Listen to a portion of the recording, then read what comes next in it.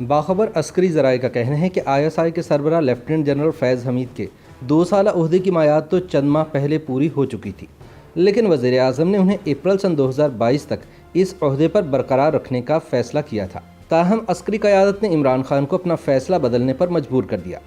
فوجی ذرائع کا خیال ہے کہ فیض حمید سیاسی طور پر بہت زیادہ متنازع ہو چکے تھے اور ان پر سیاسی قیادت کی جانب سے ہونے والی شدید تنقید سے ادارے کی ساکھ مجروح ہونے کا بھی خطرہ تھا، لہٰذا انہیں ٹرانسفر کرنے کا فیصلہ کیا گیا۔ ذرائع کا کہنا ہے کہ اس معاملے پر army chief general Qamar Javed Bajwa اور وزیر اعظم عمران خان ایک صفحے پر نہیں تھے۔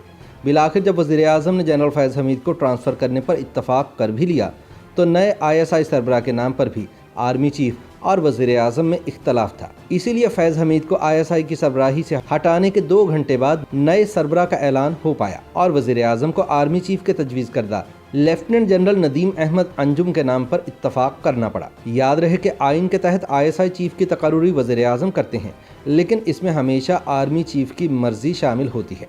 بتایا گیا ہے کہ آرمی چیف ایسے شخص کو ISI کا سربراہ بنانا چاہتے تھے جو جنرل فیض حمید کی طرح ضرورت سے زیادہ سیاسی نہ ہو، جبکہ وزیر اعظم ایسا شخص لانا چاہتے تھے جو ان کے سیاسی ایجنڈے کو آگے بڑھا سکے۔ خیال رہے کہ جنرل فیض حمید کو ISI کا سربراہ ہونے کے باوجود وزیر اعظم عمران خان کا بندہ شمار کیا جاتا تھا اور اسی لیے ان کا نام اگلے آرمی چیف کے طور پر بھی لیا جا رہا تھا۔ ISI کا سربراہ ویسے ہی وزیر اعظم کو جواب دہ ہوتا ہے جیسے بعض دیگر سرکاری اداروں کے سربراہ، فرق صرف اتنا ہے کہ بعض معاملات اور بعض مخصوص حالات میں ISI چیف اپنے باس یعنی وزیر اعظم سے زیادہ اختیارات استعمال کر سکتا ہے۔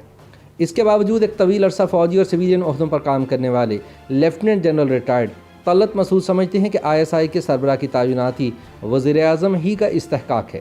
ان کا کہنا ہے کہ وزیر اعظم ہی ISI کے سربراہ کو تعینات کرنے کا حق رکھتے ہیں کیونکہ ادارے کے طور پر ISI وزیر اعظم ہی کے ماتحت ہے۔ البتہ یہ ضرور ہے کہ اس تقرری میں فوجی سربراہ کی رائے بھی شامل ہوتی ہے، لیکن یہ معاملہ اتنا سادہ بھی نہیں ہے۔ فوج کے جس افسر کو ISI میں تعینات کیا جاتا ہے وہ کسی بھی دوسرے فوجی کی طرح بری فوج کے سربراہ کی زیر کمان ہوتا ہے، اس لیے کسی بھی دوسرے سویلین ادارے کی طرح ISI میں تعیناتی سے قبل فوجی سربراہ کی مرضی ضروری ہوتی ہے۔ لیفٹیننٹ جنرل طلعت مسعود اس تعیناتی میں فوجی سربراہ کی رائے کو ایک اور وجہ سے بھی اہم سمجھتے ہیں، اور وہ یہ کہ ISI کے سربراہ جن 3 نائبین کے ذریعے اپنا ادارہ چلاتے ہیں وہ سب فوجی جنرلز ہوتے ہیں اور بری افواج کے سربراہ ان کا براہ راست تقرر کرنے کے مجاز ہوتے ہیں۔ یاد رہے کہ ISI اپنے کمانڈ سٹرکچر کی حد تک فوجی ادارے کی طرح ہوتی ہے۔ اس میں بہت سے سویلین افراد بھی ہوتے ہیں، لیکن کلیدی عہدوں پر فوجی افسران ہی تعینات کیے جاتے ہیں۔ یہ تو ہوا اصول کا معاملہ، لیکن اب یہ جانتے ہیں کہ اصل میں کیا ہوتا ہے۔ بعض مبصرین سمجھتے ہیں کہ پاکستان میں سول حکومت کے دور میں بھی کم ہی ایسا ہوا ہے کہ ISI کے سربراہ کی تعیناتی میں وزیر اعظم اپنی من مانی کر پایا ہو، یعنی بری فوج کے سربراہ کی مرضی کے خلاف کسی فوجی افسر کو ISI کا سربراہ تعینات کر دیا گیا ہو، اور ندیم احمد انجم کے معاملے میں بھی ایسا ہی ہوا ہے۔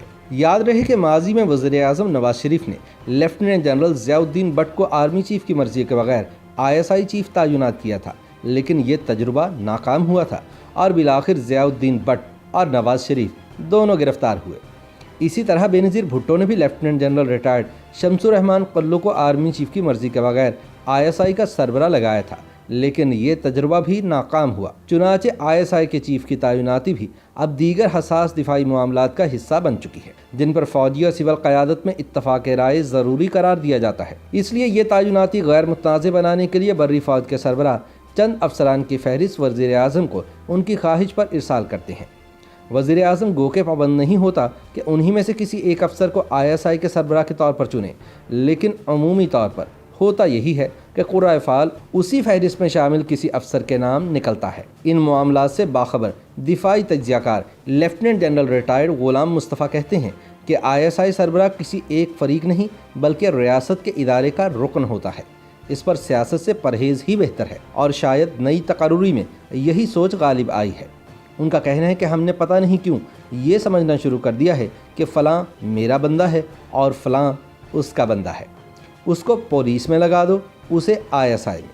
اگر ہمیں اپنے قومی اداروں کی تعمیر کرنی ہے تو ہمیں اس سوچ کو بدلنا ہوگا۔ یاد رہے کہ ISI ملک کا طاقتور ترین انٹیلیجنس ادارہ ہے۔